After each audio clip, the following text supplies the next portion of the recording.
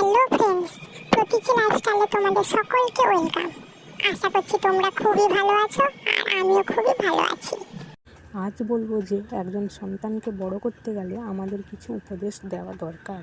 Number 1, যদি কখনো জুতো পরিষ্কার করতে যাও তবে কখনোই দোকানের সামনে পা বাড়িয়ে দিও না, বরং নিজে জুতোটা একবার মুছে নিও।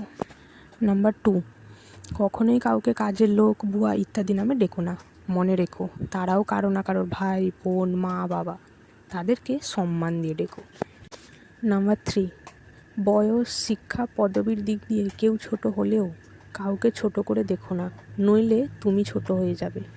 নাম্বার 4, পড়াশোনা করে নিজে উন্নতি করো, কিন্তু কারোর ঘাড়ে পা দিয়ে উপরে ওঠার চেষ্টা করো না।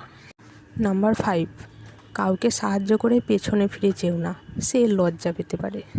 আমার ভিডিওটি যদি তোমাদের সকলের খুব ভালো লেগে থাকে তাহলে লাইক, কমেন্ট, শেয়ার করতে কখনোই ভুলো না আর চ্যানেলটিকে অবশ্যই সাবস্ক্রাইব করে দিও।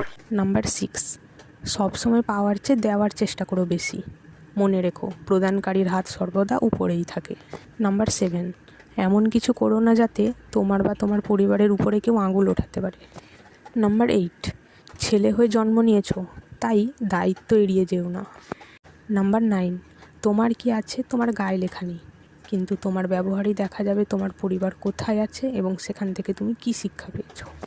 নাম্বার 10, মোস্ট ইম্পর্ট্যান্ট, কখনো মায়ের কথা শুনে স্ত্রীকে আর স্ত্রীর কথা শুনে মাকে বিচারের কাঠগড়ায় দাঁড় করিও না, কারণ কাউকে তুমি ছাড়তে পারবে না।